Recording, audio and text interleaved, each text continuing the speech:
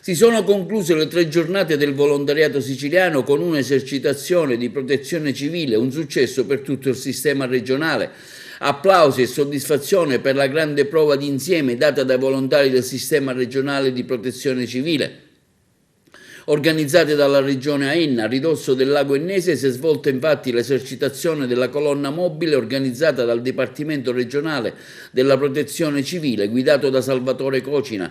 A visitare il campo anche il Dipartimento nazionale di protezione civile Fabio Curcio. Senza il volontariato quest'anno sarebbe stata una tragedia, tanti piccoli comuni sarebbero lasciati soli, tante persone, tanti allevatori, tanti agricoltori non avrebbero avuto il conforto di nessuno. Molti sono stati aiutati solo dai volontari, non perché abbiano demeritato i vigili del fuoco e la forestale, perché i focolai erano veramente tanti. In una sola giornata abbiamo contato 500 focolai, tra cui anche incendi grossi, e capite che nessun corpo forestale, nessun corpo dei vigili del fuoco può andare a spegnere 500 focolai in una sola giornata. La 3 giorni è stata conclusa anche con la visita del governatore Nello Musumeci, che ha affermato come il volontariato rimane uno dei valori più importanti della nostra società, per il servizio gratuito che offre, per la rivendicazione e riaffermazione del principio di solidarietà, per la partecipazione democratica alla formazione di una coscienza sociale. Il volontariato è un valore importante della nostra società per una serie di ragioni. Intanto il servizio gratuito che offre, la rivendicazione e la riaffermazione del principio della solidarietà, la partecipazione democratica alla formazione di una coscienza sociale. Tutto questo credo che sia stato non sufficientemente valorizzato negli ultimi 30 anni, anche in Sicilia. Noi oggi vantiamo una struttura sul territorio autonoma fatta di associazioni, di gruppi più o meno organizzati, cui guardiamo con grande interesse.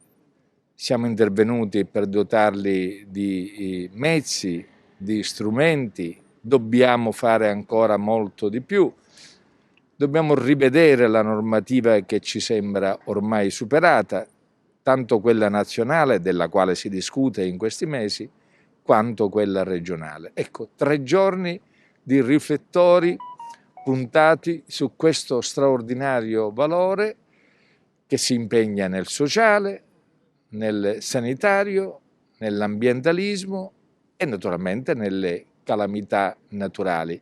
E a questo proposito devo esprimere grande apprezzamento per il Dipartimento della Protezione Civile per aver organizzato proprio a chiusura della nostra 3 giorni di Enna una esercitazione della colonna mobile che si è accampata ai bordi del lago di Pergusa e che dimostra in maniera plastica come i nostri volontari in Sicilia siano assolutamente pronti, motivati, carichi di adrenalina per intervenire ove serva, speriamo mai, tanto in Sicilia quanto nel resto d'Italia.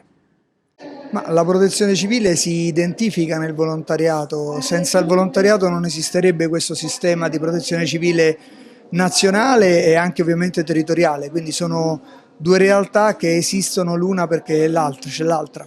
La pandemia purtroppo ha impegnato la protezione civile e i tanti volontari che in tutte le fasi si sono adoperati sin dal primo momento, dalla gestione dei momenti più drammatici fino alla possibilità di realizzare la campagna di vaccinazione che in Italia ha dato eccellenti risultati e sta dando eccellenti risultati, quindi il volontariato è sempre impegnato in prima fila.